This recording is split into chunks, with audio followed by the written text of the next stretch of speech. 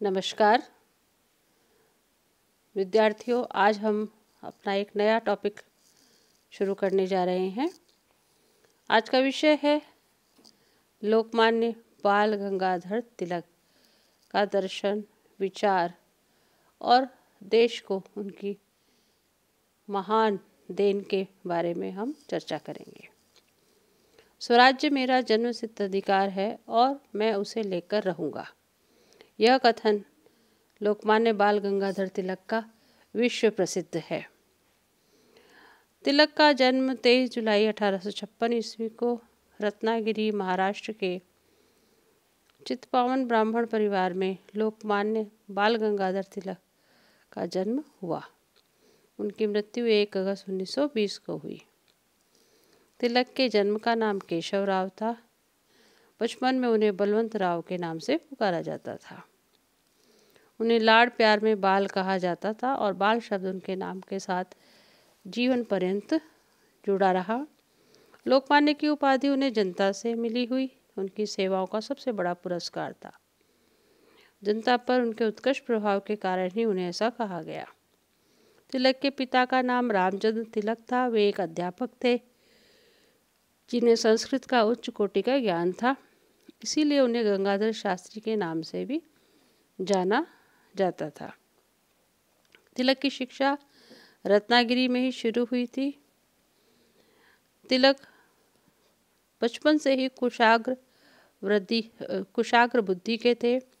उनकी स्मरण शक्ति अत्यंत तीव्र थी और उनकी इस तीव्र बुद्धि और ज्ञान को प्राप्ति की इच्छा ने निरंतर उन्हें आगे बढ़ाया और विशेष रूप से गणित और संस्कृत के विषय में उन्होंने दक्षता हासिल करी।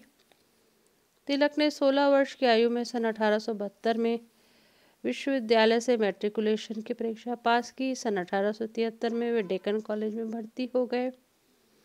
उन्होंने 1877 में बीए की परीक्षा प्रथम श्रेणी में गणित और में ऑनर्स से उत्तीर्ण की। 2 वर्ष पश्चात 1879 में उन्होंने LLB की भी उपाधि प्राप्त की। गणित और संस्कृत उनके विशेष रूप से प्रिय विषय थे, लेकिन उनकी बुद्धि किसी भी विषय की गहराइयों में और समान सरलता से बैठ जाती थी। इतिहास, ज्योतिष, शरीर रचना शास्त्र और शरीर शास्त्र में भी उन्होंने ज्ञान प्राप्त किया था। तिलक अत्यंत स्पष्टवादी थे,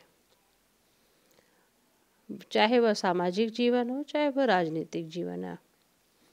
तिलक अपने विद्यार्थी जीवन से ही समाज सुधार के कार्यों में और राजनीतिक कार्यों में हिस्सेदारी लेने में आगे रहा करते थे। विद्यार्थी जीवन में तिलक की मैत्री प्रसिद्ध समाज सुधारक आगरकर और विष्णु शास्त्री चिपलूणकर से भी हुई। उन्होंने विश्वविद्यालय छोड़ने से पूर्व ही अपने जीवन को सार्वजनिक सेवा में लगाने और आत्मत्याग करने का भी व्रत ले लिया था। आइए हम देखते हैं तिलक का समग्र जीवन वृत्तांत किस किस पक्ष में, किस रूप में दुनिया के सामने आया। सबसे पहले हम बात करते हैं, तिलक ने अपने जीवन के 40 वर्ष सार्वजनिक क्षेत्र के कार्यों में बिताए। लगभग 1890 से लेकर 1920 तक उनके सार्वजनिक जीवन की प्रमुख घटनाओं को हम एक एक करके जानने की कोशिश करते हैं।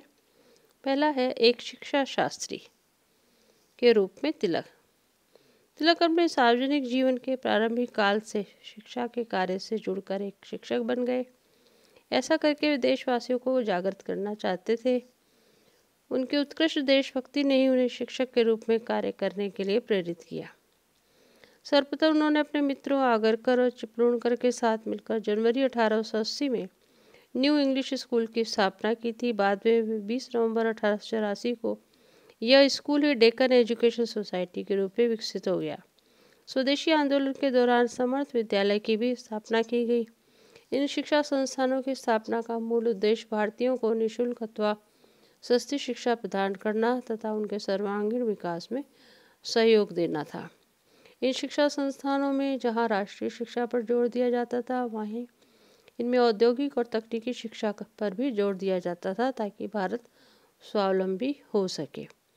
तिलक की राष्ट्रीय शिक्षा का माध्यम राष्ट्रभाषा और राष्ट्रीय लिपि थी। उनके लिए हिंदी राष्ट्रभाषा थी और देवनागरी राष्ट्रीय लिपि थी। उनका मानना था कि राष्ट्रभाषा के माध्यम से प्रदान की गई शिक्षा सहज और सरल भाव से ग्रहण की जाती है। इसमें भावनात्मक एकता होती है जो राष्ट्रीय एकीकरण में सहायक होती है।